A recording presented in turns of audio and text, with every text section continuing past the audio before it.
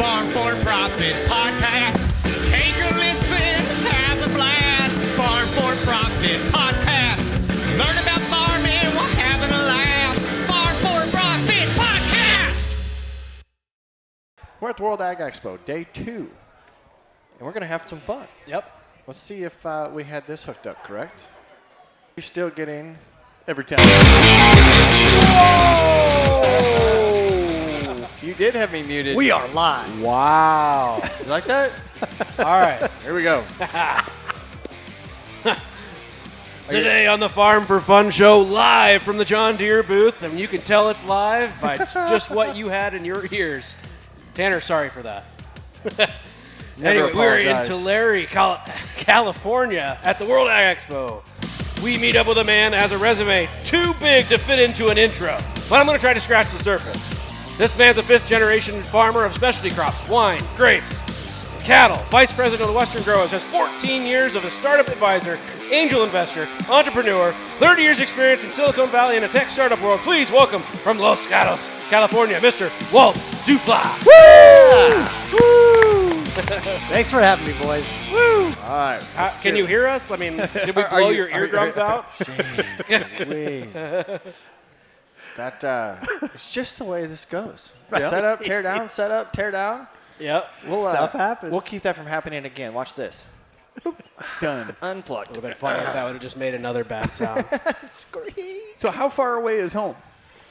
So Los Gatos about 2.5 hours to the west, right near San Jose, and the ranch is about 2.5 hours, but it's 2 hours south of there in Salinas Valley. Okay. It's down in Monterey County. So how close are you to the ocean?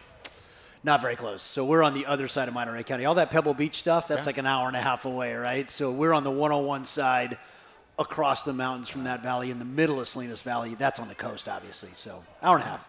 Very nice. Yeah, this is a whole different ball game for us out here, and it's quite frankly we've been here for 2 days now, and it is a beautiful area, and the amount of diversity, it's refreshing. Yeah.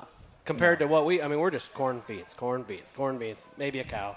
Maybe a cow. Right. So no, I've been through your world. I was in Des Moines last week at Deere for a couple days, and you're right. Cool. It's beautiful country, but it's different country. yes. Yeah, you picked the exact right time to come because that's some of the best weather we've had in January ever. That was a frequent topic last week. In fact, they wanted me to stay, thinking I would keep the weather. Yeah. And then I told them, "You're lucky you're not in Tulare this week." But of course, Senate people were. So this was not a great weather site last week. May not be a great weather site in Tulare next week. But this week in Tulare, you guys nailed it. Yeah, this is good. Perfect. I was not expecting frost. Right. I did not expect that. And how about yesterday. that fog? Yeah. Yeah. Yeah. Yep. So Yeah, is that that a was- common thing? Is this a typical weather for right now?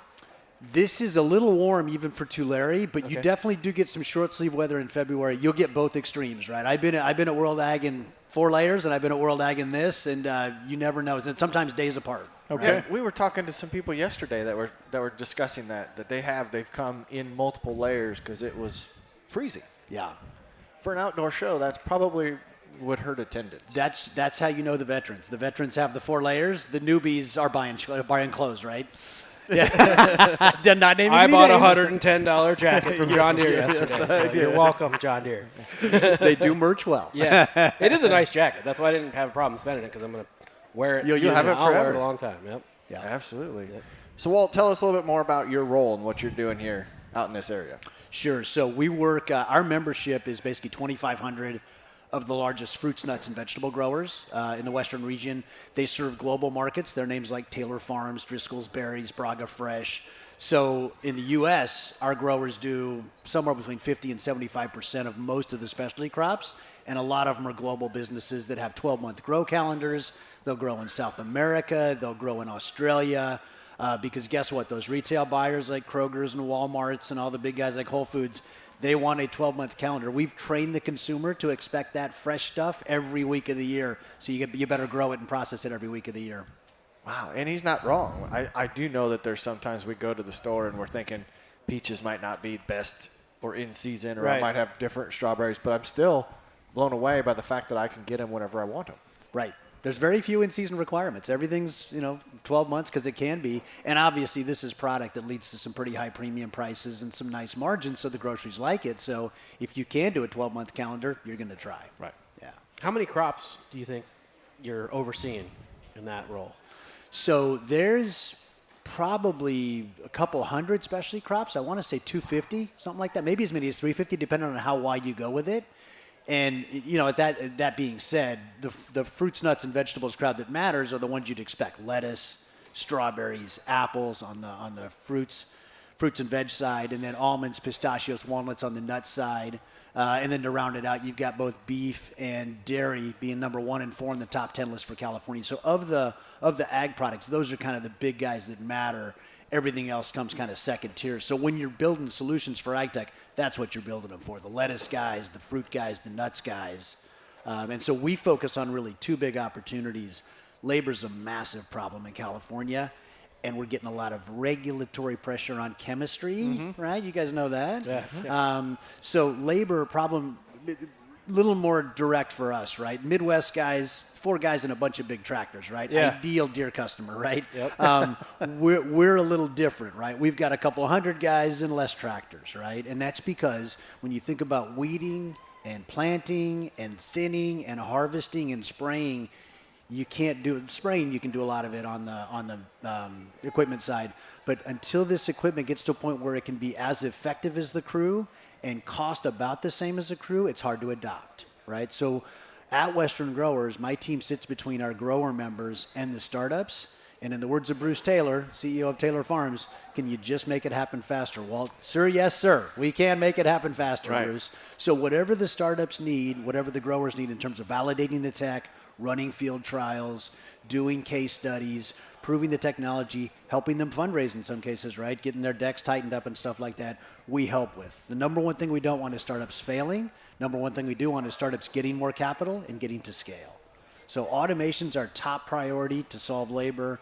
On the second one, you think about chemistry, everyone talks about the regulatory pressure, but if we're being honest, it's buyer pressure as well, right? The buyers bring these buyer specs. If you don't comply, you're not getting the business, right? Right. So when a European business says, I need this specification, I need you not to use this chemistry, for example, it doesn't matter what the regulators say, you're not getting that customer if you use that chemistry. So you have a tough decision to make as a grower, right? So Western Europe, the U.S., and really California are working hard together to really say no to a lot of chemistry options. So our group works hard with the biological solutions providers that can replace chemistry to get that portfolio shifting towards biology. But we're very candid about this.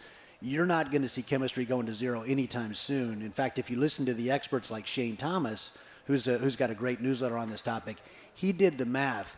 In 2043, biology and chemistry will each be $114 billion. Is his math. Even if that's off by a little bit, that just gives you a feel for the scope of the business, where it's going to be in about 20 years. I was going to say, did he calculate for interest? And inflation? From that, yeah, and inflation going to that point? He calculated for growth rates, interest, time value of money. Shane does all the math. It's pretty good. Who do you think controls the narrative there? Is it the buyers that control the narrative that say, we don't want this chemistry, we don't want this, et cetera, and then we have to abide by it? Or do we, the growers, actually set the bar and say, well, I guess you don't get anything then. We feed the world, so here's what we're going to do. Do you want it, yes or no? Yeah, it's a great question, and I'll be honest with you on the answer. It is the buyers driving the pressure, because if there's one thing we know about agriculture, and it's true in the Midwest stuff as well, right? All the dairy, all the milk, all the beef, everything.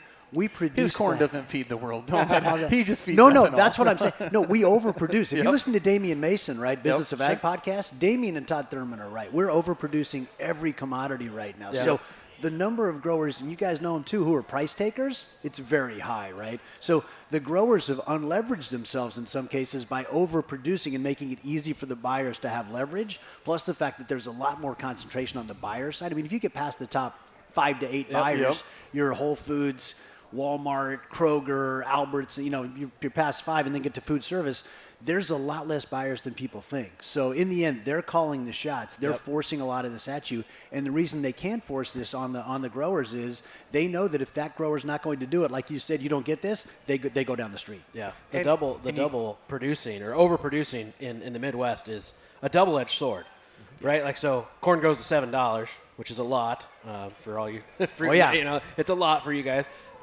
All these fringe acres get put in, and then we got technology and the seed and all that. That's like, holy cow, we can grow corn with not that much water anymore, and so then we overproduce. Okay, then the prices go back down because we overproduce. All right, well, now we have to grow more. Right. More bushels to get this, to get more price or to get more revenue. So the solution to high prices is always high prices. High prices. Yeah. Yep. Yep. So It is. It's fascinating when you put it into perspective of the buyers are driving the market, because you would have to have a extremely uniform approach from every producer. Yep. To not cave. Right. But we are in agriculture opportunistic, because if there was something to where all I had to do is change this one thing and I have the whole market to myself, you're never going to get that to happen. There's two things they all are: opportunistic and competitive as heck. Yeah. Yep. Right? So, yeah, if they tried to OPEC it, right, never happened. Yeah. Never happened. So you're the guy that sits in the middle that says, hey, big growers, we got all this new startup tech, and I know you want it, and I know they want to come, and then so you bridge the gap. Right. You bridge the gap in the middle. So basically any tech. So what we try and do is, and I'm responsible for this in part because before I was at Western Growers, I was at one of the accelerators working with these startups, and I would say, go talk to a grower. Go talk to a grower. Go talk to a grower. Well, there's now 700 automation startups in specialty crops. There's 1,200 in biologicals, and biologicals is the number one funding category, and automation's 4, right? So we got rid of all the vertical farming nonsense that took a bunch of money, got rid of a lot of the alternative protein stuff. That stuff got overhyped, blew itself out. Those are now the top 2 of the top 5 categories. The startups keep coming. So we finally figured out there's no way I can have all of you reaching out to a grower individually. We need to be in the middle. So now we ask our growers, when a startup hits your inbox, put them in our inbox. We'll vet them for you. We'll put them through their processes. We'll use our tools like the toolkit and the image library to get them product up and done right. And then when they're ready and they've actually done their homework, then we'll bring them back and put them in play for you. And that filter process adds a lot of value for our members. I feel like this would be a job that you would love to do, Dave. It would be. I mean, you love the future of everything. Yep. And you get to be one of the first people that reviews. Get a review at all. Yeah. New technology, do some deep dive. I think that's got to be exciting and energizing for you. Well, and Tanner, it might be guys that like to invest in that stuff too, because I've like, oh, hey, that's cool. I like that. Or, hey, that new, app, we should try that, and be one of the early implementers of it, and then validate whether it works or not. And then, like, even in my space, there's 4 different companies vying for the same space. Well, which one's going to be the best? So we're trying to figure out which one is, vetting them all. I'm not biased to anybody. I want to try yours, want to try yours, and then I'm going to figure out which one's the best, and hopefully the cream will rise to the top. Yeah. And what's interesting is, to that exact point, you've got a lot of startups who get, let's just say, a little cocky and think their solution's all that. They want to run their first trial in a production operations environment with real acreage. You're not going to do that with the biologicals first thing out of the gate. So I tell them, look, until you clear 2 hurdles, does it work? And does it work at scale? So meaning, does it work once? And can I then prove causation, not just correlation, right? Yep. And that's tricky. You can be on University of California Ag Natural Resources land with co-op extension resources, and like 2/3 of our tests can be on that acreage. Then when you prove it works, at scale more than once, probably 10 times, then you get to go see some production acreage, right? That's why we're being very inefficient with our tests. We're trying to get more efficient, because when you look at 1,200 biologicals trying to run tests, it's going to be a whole lot of field trials. So, Walt, we've had a lot of conversations with biologicals in relation to row crops, and Corey's been our test dummy, so we just send them to him. Let me guess, he was 6'4" when he started? Yeah, he was. So how many of your entrepreneurial startup people, I went through an entrepreneurial startup engine, and one thing that I learned was share your idea. Share your idea with everyone, and I was like, no, it's my idea. I got to keep it secret. I got to get a patent. I got to make sure I'm bogarting this a little bit. Is that still the theme that we need to tell other people? We need to get other resources in there, because if we're just trying to do it ourselves, we're a one-man rodeo, and it's not going to happen. It's a common thought, and a lot of Silicon Valley startup guys have sort of wandered toward ag tech, and they have that mindset of it's about IP, it's about protection, it's about valuation. Not in ag tech, right? It's about, does it work? Is it solving a real problem? So rather than worry about IP, what I'd like to see the ag tech startups worry about is, do I have a good enough understanding of that guy's economics around whatever problem I'm solving to put my solution into a comparison perspective with that current labor solution and get that portfolio optimized? None of that's about IP, right? It's, does that weeding robot weed for less than the per acre price the guy's paying now, so he can lessen the pressure of labor. Because remember, and again, this is unique to the West Coast a little bit and other specialty crop regions. We took 48,000 H-2A immigrant farm workers in 2005 and decided we needed more. Take a guess at the number in 2022. 372,000. Wow. So we added 320,000 immigrant farm workers because the domestic labor force is just disappearing right before our eyes. The kids of the farm workers want to work in the mall and at Jamba Juice. They don't want to work on the farm. So we've had to hire these immigrant farm workers. That's changed the economics of labor because you got to hire all the workers internationally, go through the permit process, get them here. Then you've got to pay for two costs everyone forgets: housing and transportation. So the cost structure of labor when you move to H-2A just goes one direction. That's driving the need for automation even faster. Tanner, right? I think we should start Farm4Profit Shark Tank. Do it on the John Deere stage right here. There we go. You bring your idea to us. We'll judge it. We'll say if it's good or not. So we do ag sharks. And invest John Deere's money. And invest. Yeah, exactly. Somebody else's money. Always the best kind. So we do ag sharks at our Western Growers annual meeting, and John Deere was back there with us, and we had 3 great companies. Every year they're showing off their stuff to the audience, and that format is just fantastic. The Shark Tank, put them against each other format, gets the audience engaged. I would be up for that. Say the word.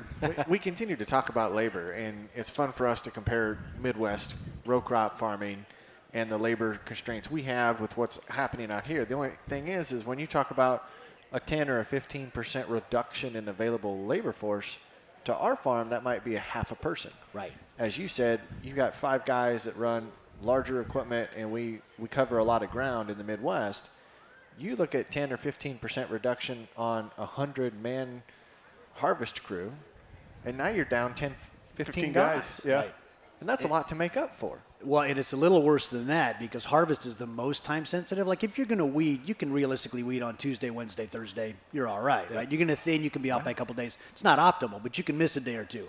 Harvest for a lot of these products, your window's a lot tighter than that. I have had stories of crews showing up with a bus full of folks that were supposed to be, either a crew of 20 or a double crew of 40, and you get 8 guys coming out of the bus. I'm guessing like pistachios So- have a shorter window. Well, no, those are fine because those will last. Those will store. It's more the fruits and veg. Oh, is it? So Okay. when you go in to pick broccoli, lettuce, and some of this stuff, it can be a day or two, right? So if you're expecting a crew of 40 to harvest on a Wednesday and you get 10, it's a DEFCON 5 moment for you, right? Because suddenly you've got a lot of pressure to find 30 extra guys on day 2 of that, or that product goes wanting. Now remember, you've already spent all the inputs. You bought the seed, you put water on it, you paid for irrigators, you put fertilizer on it, you probably put some herbicide on it if it's conventional grow, and all of those inputs go to 0 if you miss that harvest window. So that's the highest stress labor requirement right there is harvest. Man, that's crazy. So as the labor goes more to the H-2A side of things, but yet the consumers are still the bulk Americans, right? Agriculture has gotten further and further away from the farm, from generation to generation, right? Everyone used to have, they were either on the farm, working on the farm, cousin was on the farm, whatever. Right. And now it's not. Is that shaping their want for these changes? Who's want? The one in less herbicides or how they're wanting their food. So I think that's education. I see what you're saying. Yeah. No. So I think the exact problem you laid out is that I think we had 10 million farm workers in 1950. We're now down to about 2.3 million. Right. And the good news, bad news for agriculture is 1.5% of the population grows for 100%. That 1.5% does a lot with automation and efficiency, doesn't have a strong voting block, right? Right. So when the consumers say we need this, and they've got a bunch of consumers banging the drum over here and a few farmers banging the drum over here, you see how that plays out, right? Well, and they've never been on a field or been around the chemical. Right. Is everything that they come to the table with legit, or did they read it on the dark web somewhere that it's going to give them cancer, something like that? You should come to Los Gatos, the People's Republic of Los Gatos, as I call it, in the Bay Area. We are the epicenter for a lot of the progressive utopia.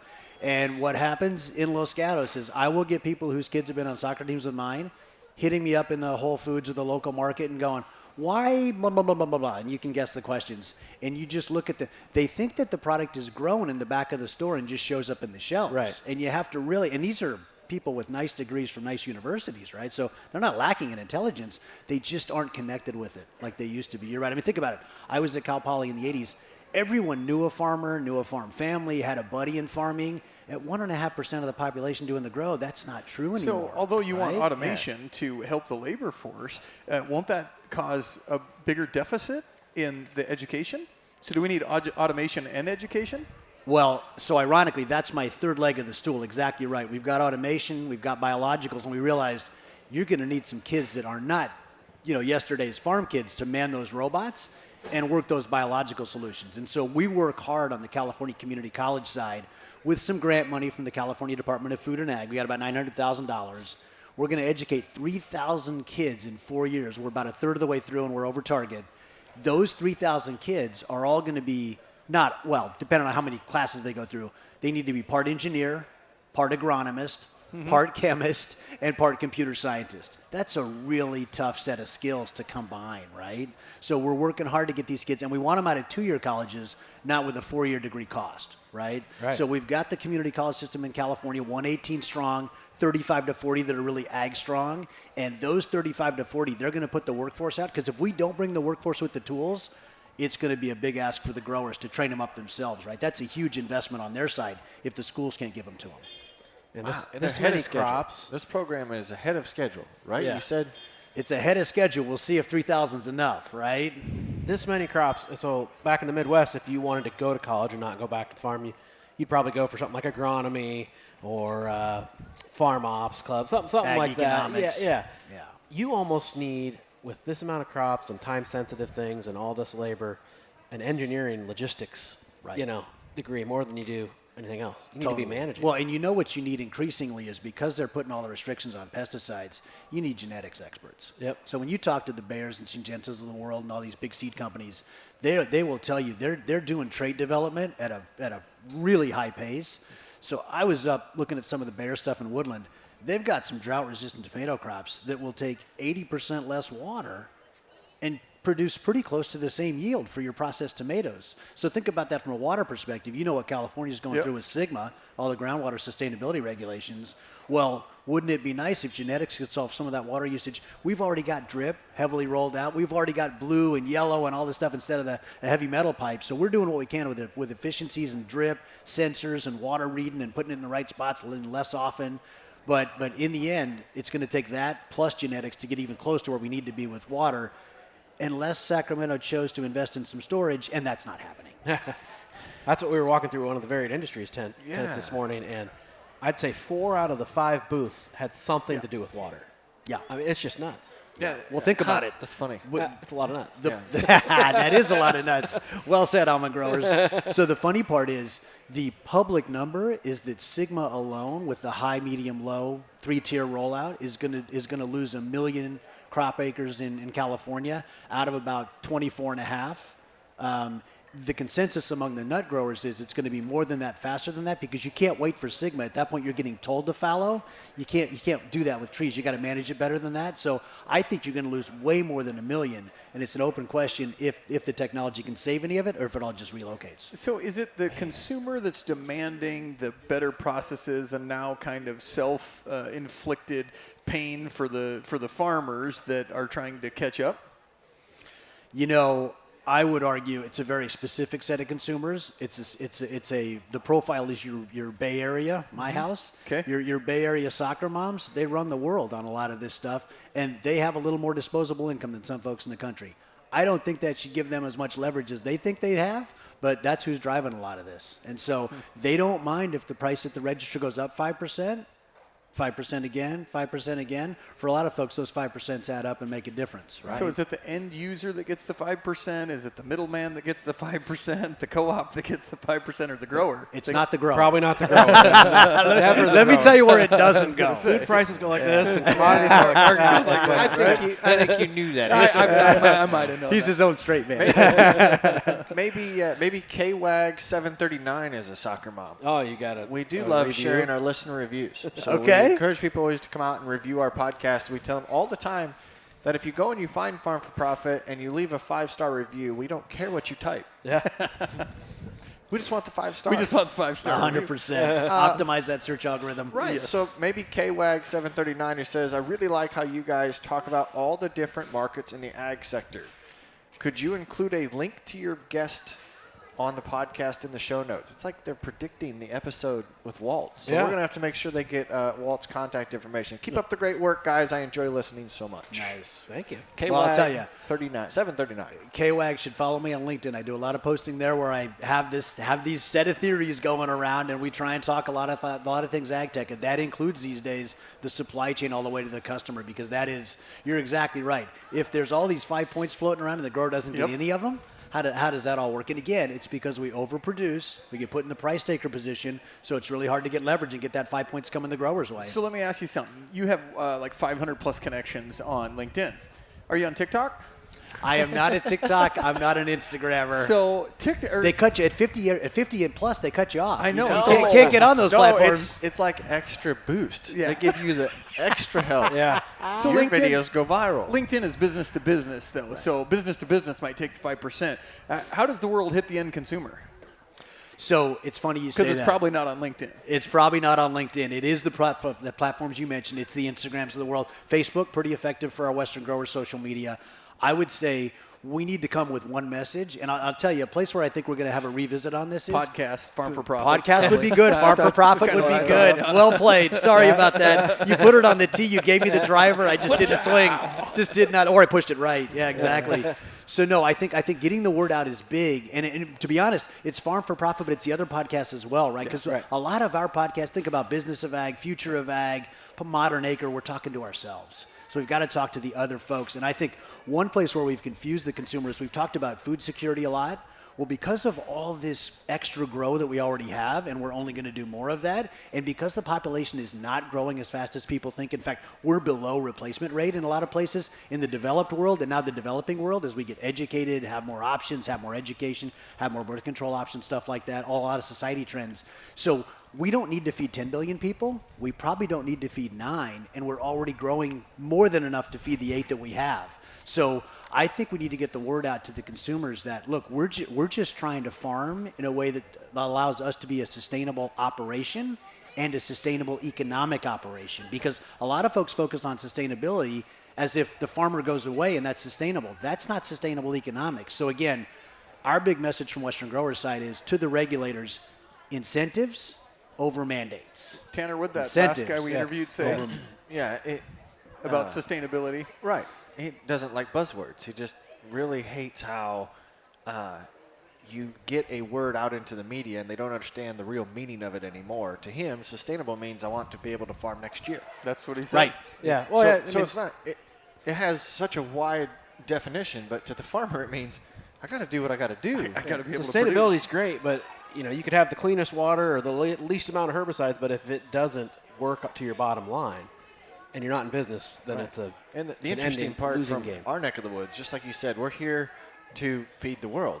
Well, we're also here to fuel the world because we're doing a lot of things outside of just feeding. Clothe the world. Clothe the world because we're taking the products that we've been growing in excess and trying to come up with new ways to use them. Right. The biggest push right now is sustainable aviation fuel to help to help us in the Midwest, and we have rules in Or place. ethanol too, as I call it. Yeah. Ethanol too. But we have rules in place to where we can't even use our own ethanol. Right. And we can't sustainably enough produce the product that we want to use to create demand. So it's fascinating that there's a lot of this regulatory, rigmarole that gets things in the way. But I want to bring the mood back up. I was going to say, I don't think we'll solve the world's problems here. No, at the I want to bring the mood back up. We enjoy playing games with our guests. Yes. Take kind of shift the topics the way we go. Have you ever heard of the game Start, Bench, Cut? No, So if you but I think- can guess. Yep. If you think about it as a sports team, you're going to try and pick your roster. You're going to be Okay. given 3 choices. You got to pick who your starter's going to be, Okay. who you're willing to keep on the team just in case your starter goes down, and who you're willing to cut. Ooh, I'll start this. Oh, So boy. we're going to give you 3 choices. Okay. Start, bench, cut. Got it. All right. Google Chrome, Firefox, or Safari? So I am I a got a cringe out there. I don't make a bunch of. It was Google Chrome, Safari, or Firefox. Yep. So I think Firefox is still the one that's my go-to because it works on both my my laptop platform and on my mobile platforms pretty consistently, and it can save stuff back and forth. I would put Chrome second because Google's got good distribution, and I would put, what was the other Safari. one? I'd put Safari third. Good on Macs, but doesn't go as well to Safari. other places. Yeah. Nice. You would have probably left Safari as your cut, but you'd have flipped your bench and your start. That's right. Yeah, Chrome all the way. I think I would have done the same. Huh. All right, I got the next one.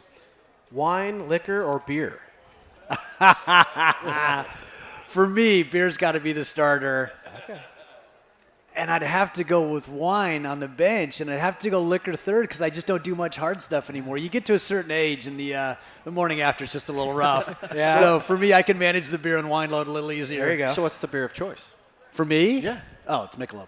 Michelob? Really? Michelob. Long time. And then for us, who I'd consider myself uneducated wine drinker, I don't probably drink very much.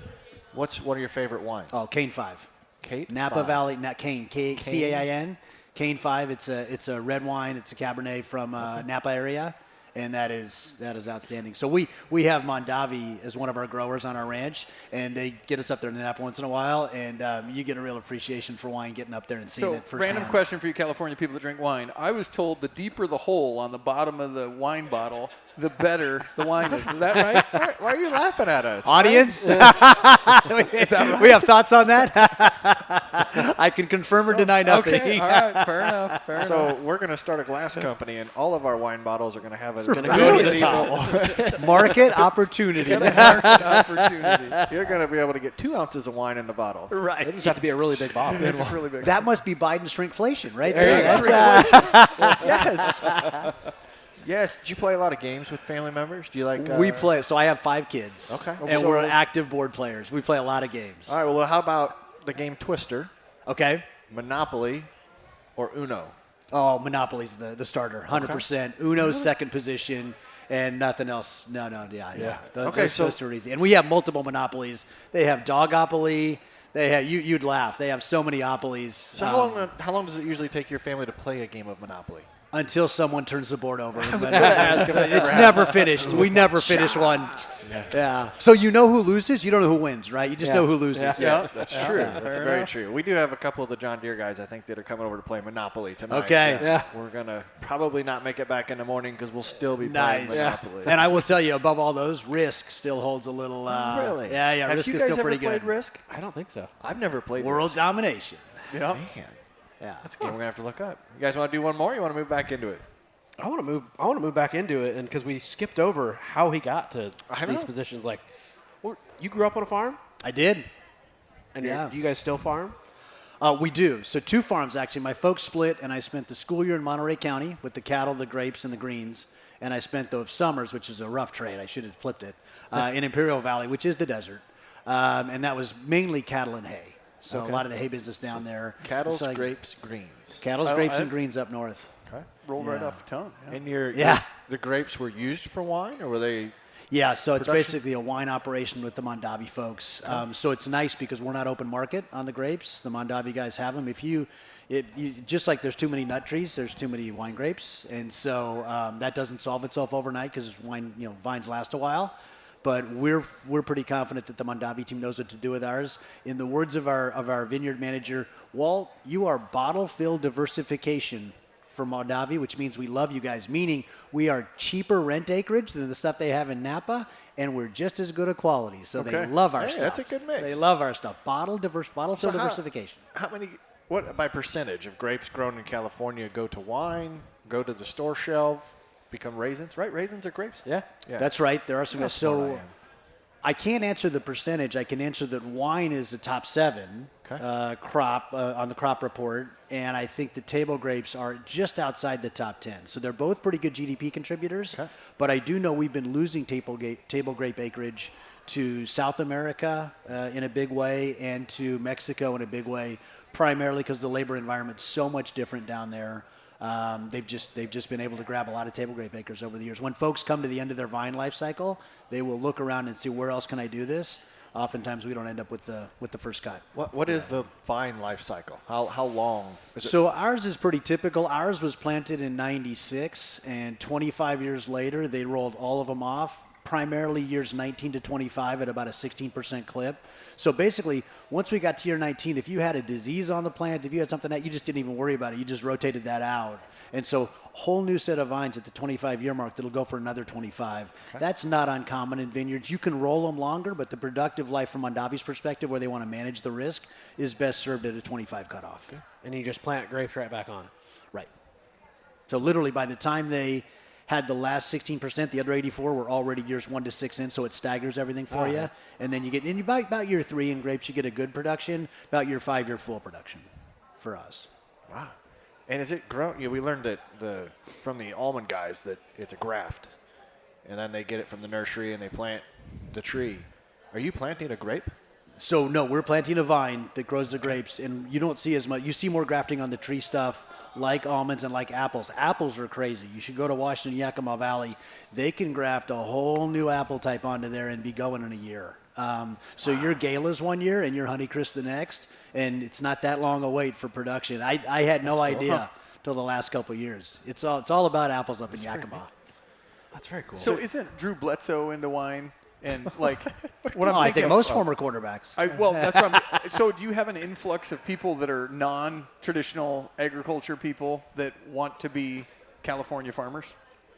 You have a lot of big names that want to align with a product like that. Okay. Hard liquor too, right? You've seen some of the products in there. I think that'll continue. To be honest, I'm for that because I think anything a grower can do to get into that premium segment, you should do it. And if that means going George Foreman and getting a guy to do your grill, or if that means going Drew Bledsoe and getting a guy to do your stuff, you should go for it, right? I mean, the biggest problem we have is price taking at a commodity level. Anything to put a premium on top of that, that's a win. Push Light Combine. That's right. I had that. So back to the where Corey jumped into this. Yeah. You did grow up on a farm. I did. But after that, what happened? You went to Cal Poly. Cal Poly. Yeah. Undergrad. And your first job was in working with the Western Growers Innovation Center, or? No, so I went to law school after that. Best thing coming out of there was met my wife. Now happily married with 5 kids. Happy Valentine's Day, honey. I sent her the flowers. Yeah. She knows it's Tulare week. There you go. Yeah. So we're all good. And I got lured away by Silicon Valley. I got lured away by the tech. I had to go up there. I was a Steve Jobs fan of significance. I loved Apple products. I was a fanboy, even though I took swings at the browser. Yeah. But basically, I came up to Silicon Valley. I was working at LexisNexis, one of the old information giants at the time, back in Dayton, Ohio. Internet showed up, and I said, well, I better go get some of that. And then I went to eBay early and had a nice run there, went to a couple other startups. And then right around 2014-15, when Western Growers got into the Center for Innovation in Tech, started launching stuff in earnest, that was the year Bruce Taylor was chairman and really got ag tech moving in a big way in Salinas. I started hearing a lot of chatter from my Silicon Valley buddies about what's going on down there in Salinas. And my Salinas guys were like, what's going on up in that valley up there? And I said, you know what, let me drive the 101 a little bit and figure it out. And it got super interesting, and it was getting more interesting all the time. So I jumped on with an accelerator for a couple of years and helped build a platform for startups to connect with the growers from the tech side as an investor. And then when Hank Gickless retired, he had the innovation and science side. They split that into two. My boss, Dave Pooley, who I owe big thanks to, they put Deanne Davis on the science side. They brought me over on the innovation side. And here I am, 3.5 years later, running this side of it. So it's been a wild ride, but it's been a lot of fun. This is probably the one job on the planet that most uses both of my skill sets, the ag and the tech. Cool. I tell you what, driving the 101 is a lot more entertaining and enjoyable than the 405. Because you're not driving the 405, you're parked on the 405. Let's be honest. I couldn't believe especially by LAX. I couldn't believe that. Yeah, it took us like 6 hours. Oh yeah.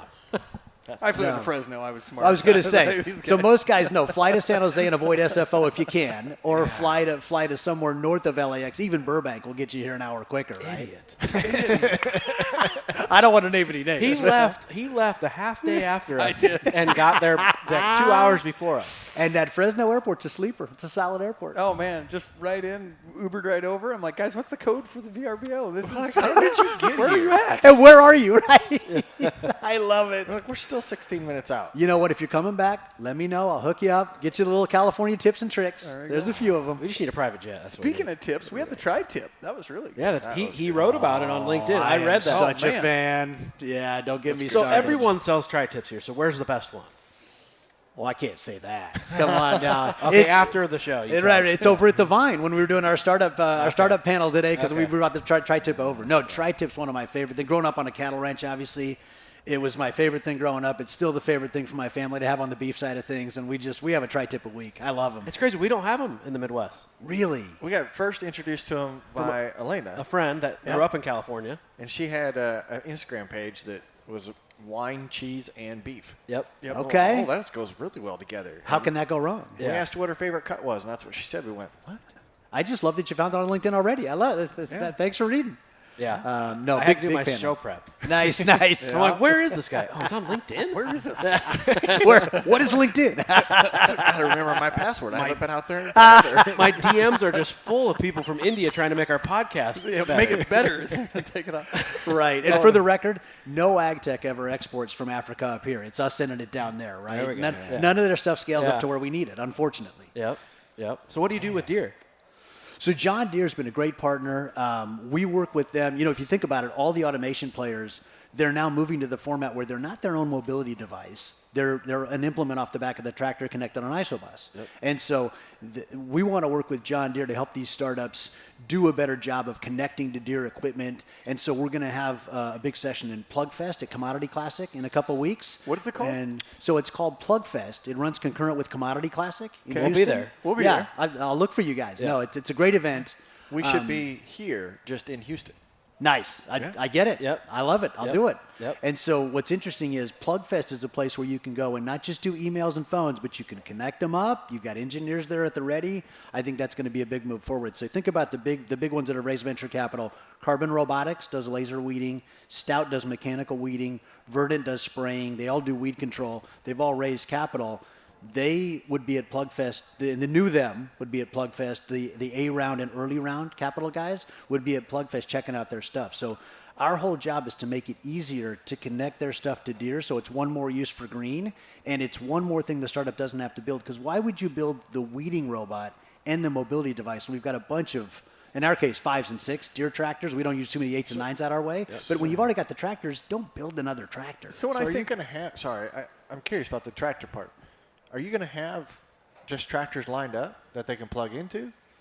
Not with maybe the actual tractors, but what I've heard is they actually put the isobus connectivity, so you plug into the isobus standard, and the cable configuration is right. You don't need the tractor to configure it. You just need to pass the commands back and forth. Gotcha. And you can run your stuff. You can basically do a demo environment on a table and figure out this command is doing what it's supposed to be doing. Okay. Sorry, I was so no tractors run over people, but everything gets tested. Right? So a lot of people out there would know open source. So Google was kind of open source, and hey, we'll integrate with anybody. Where like the App Store, you had to have the certain Apple product, whatever. And Google was open source. Is there an agriculture vendor that's open source? In fact, there's a few of them, and they're here. FarmNG, which is just up the street here at the show. FarmNG's got an open source platform where they build a little flatbed robot that'll run around to do things for you, kind of an autonomous robot. Oh, we saw that. Yeah. And so all their stuff is open source. The third parties come into a FarmNG platform, build the thing they want on top of it. So it's just a mobility platform. Correct. You can add a weeding part, you can add a spraying part, you can add whatever you want. The third parties will build on top of FarmNG with open source, go to the customer, and then sell the whole product, sell the FarmNG plus their accessory on top of it, right? Which is pretty cool. So they're open source.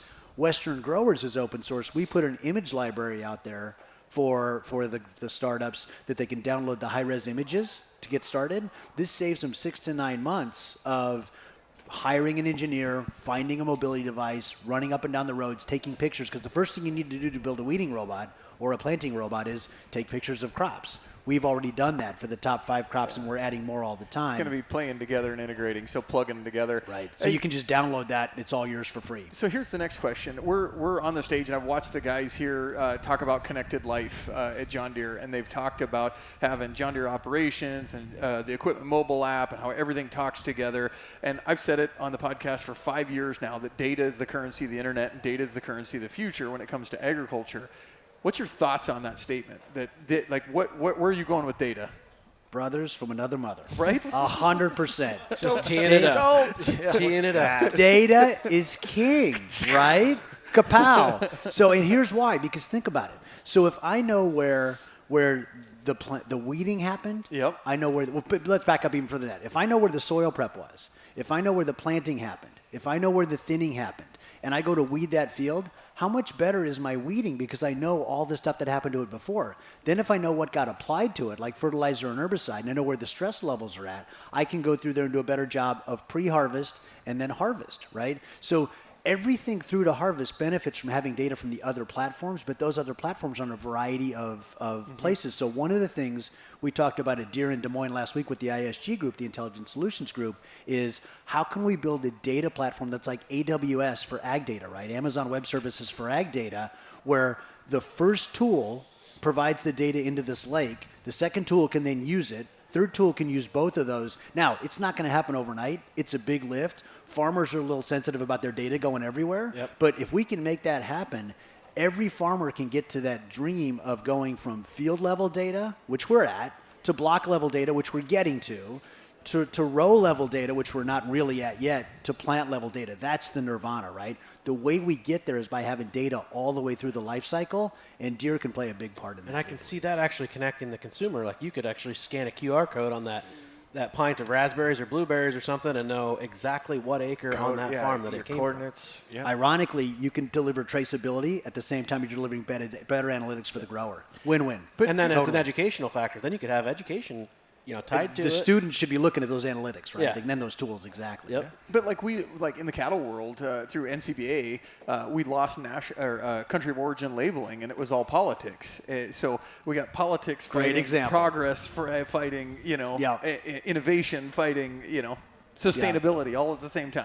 And what did we try and replace it with? Well, you get certified in this program, you'll get premium pricing at the auction. Well, okay, that's kind of a replacement, but I like the old one too.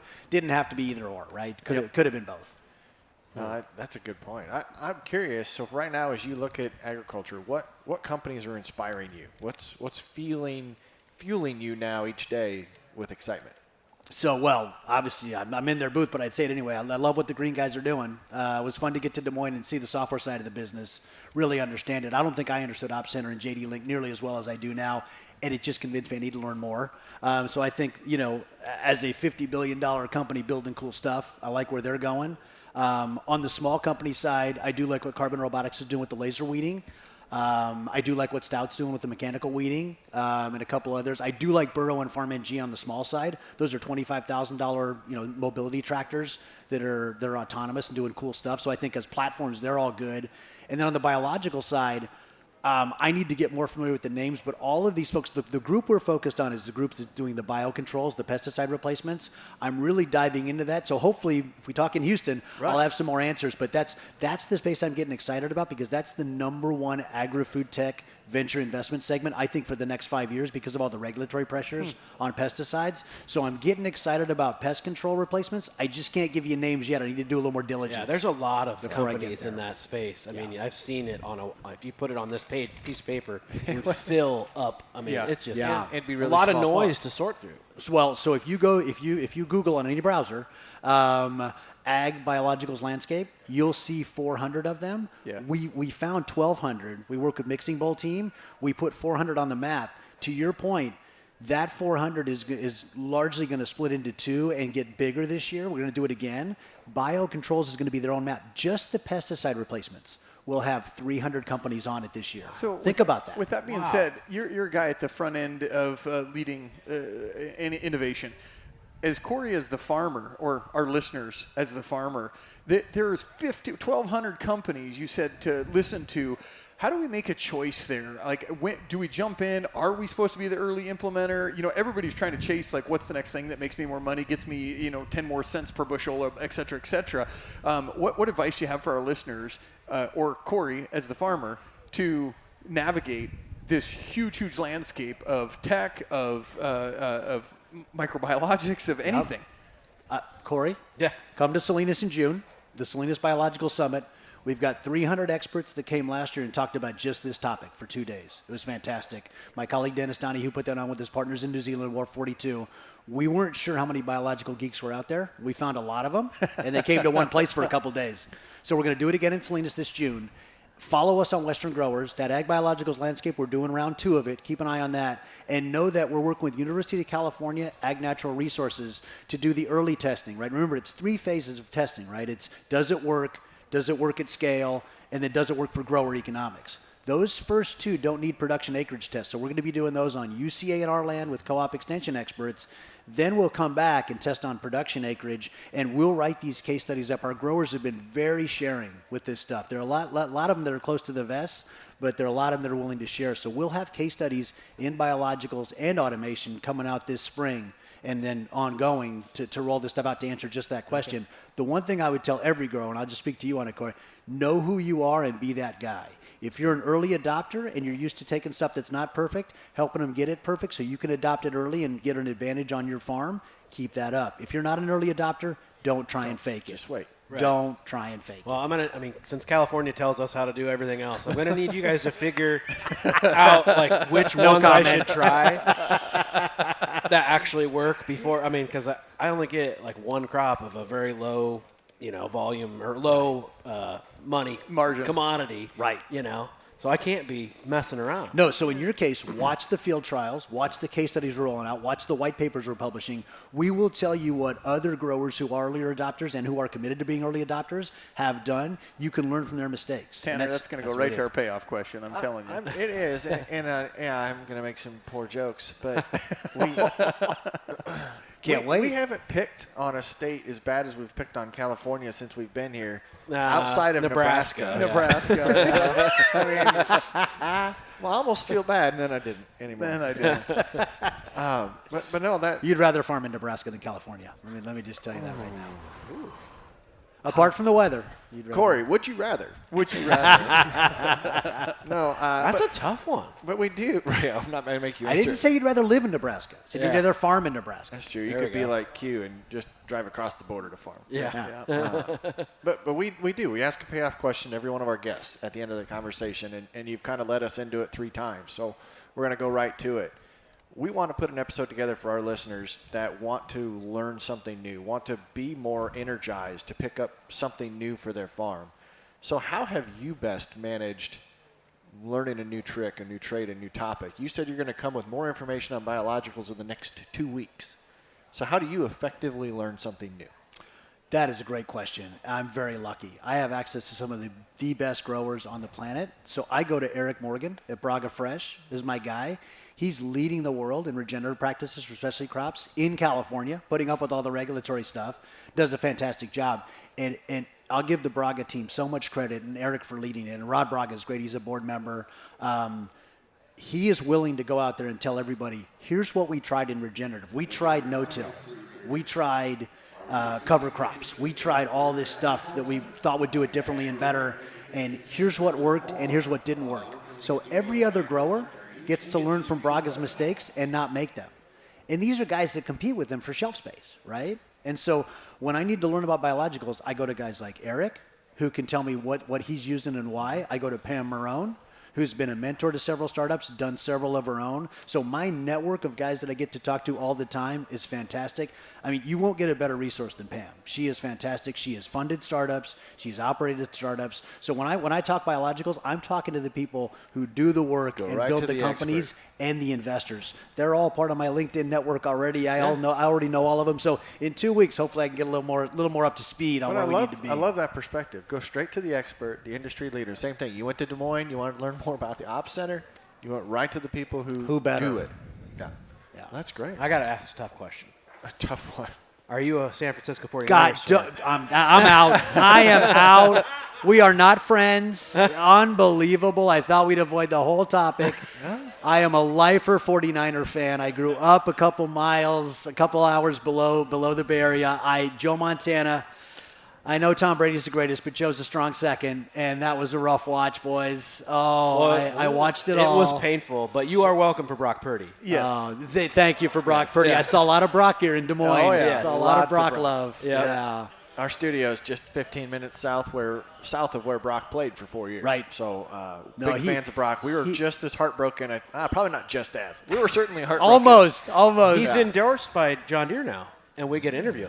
You know, I love it. Yeah. We need to get him to Commodity Classic. That'd He's be free cool. now. Season's over. Yeah, Right, that's the right. season's over. But that was a Couple heck of of a game. weeks. If you're going to lose a Super Bowl, that's a pretty good one to lose. I don't think I've ever been as upset about a game. And I'm not a 49ers fan. I'm a Brock Purdy fan. Right. Yep. And I just felt so terrible. Right.